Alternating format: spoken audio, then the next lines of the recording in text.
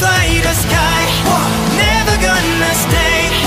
내가 지쳐 쓰러질 때까지 어떤 이유도 어떤 변명도.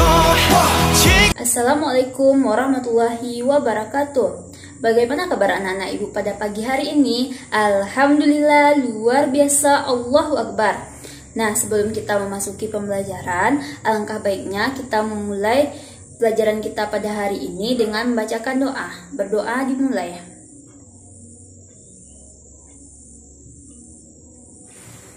Amin amin ya rabbal alamin. Baiklah, pada pertemuan kita pada saat ini kita akan membahas kelas 3 tema 4 kewajiban dan hakku, subtema 1 kewajiban dan hakku di rumah, pembelajaran kedua. Tujuan dari pembelajaran ini yaitu 1. Dengan membaca teks, siswa dapat mengidentifikasi kewajiban dan hak sebagai anggota keluarga berkaitan dengan pakaian yang tepat.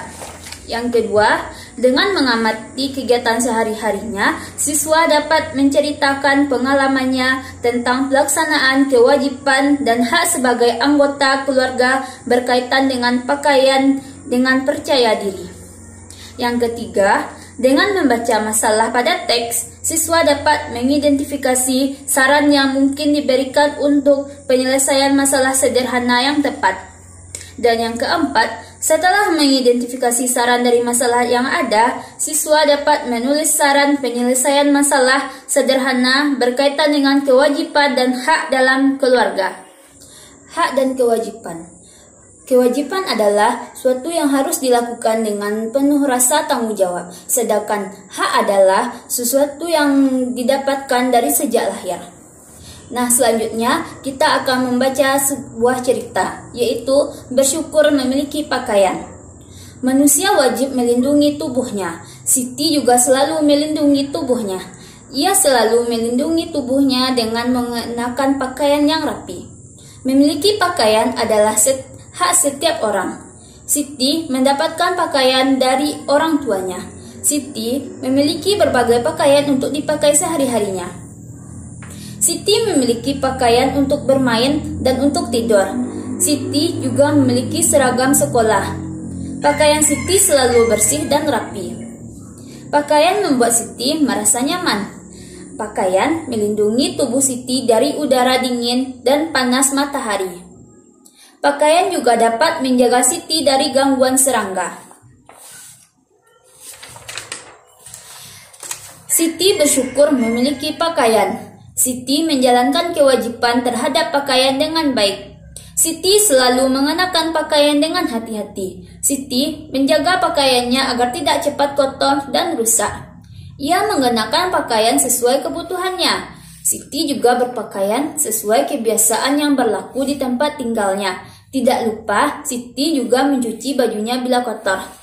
Nah, setelah kita membaca teks tersebut, kita dapat mengetahui hak dan kewajiban dari Siti tersebut. Kewajiban dan hak dalam berpakaian yang Siti lakukan tersebut. Kewajibannya, yang pertama, Siti wajib melindungi tubuhnya.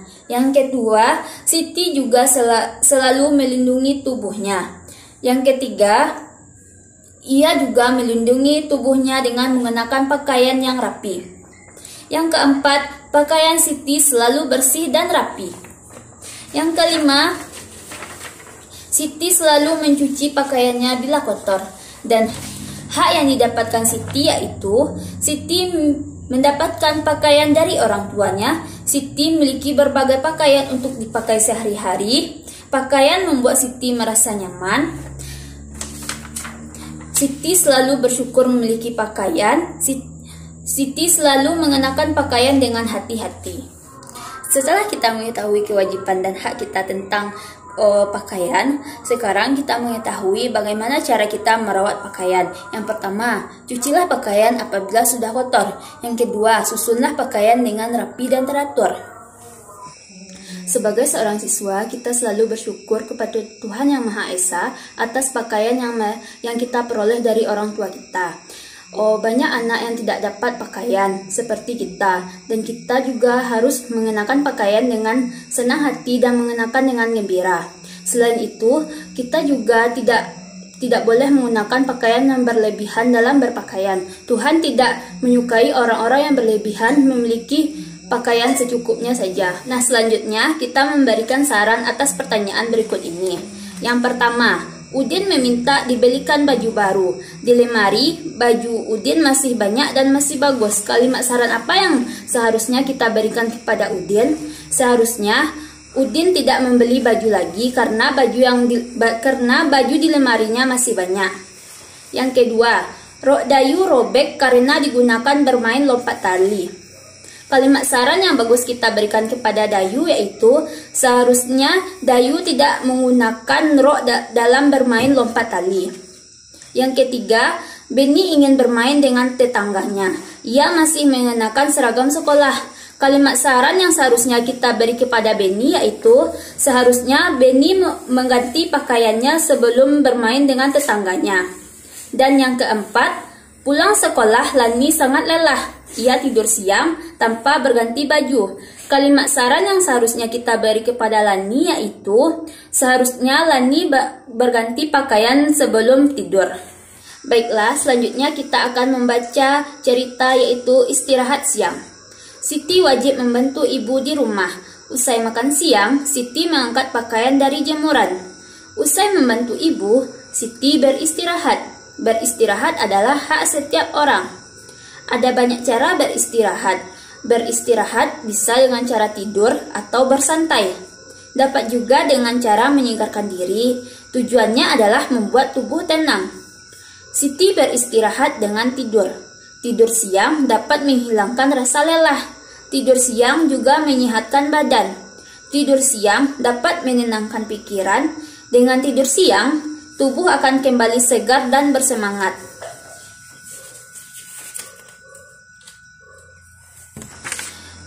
Nah, selanjutnya yaitu sebutkan 5 cara beristirahat yang biasa kita lakukan.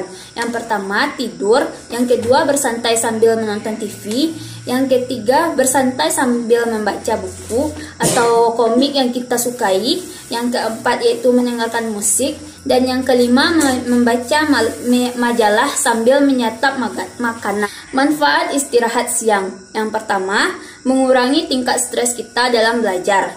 Yang kedua, meningkatkan mood kita supaya lebih baik. Yang ketiga, membantu daya ingat kita.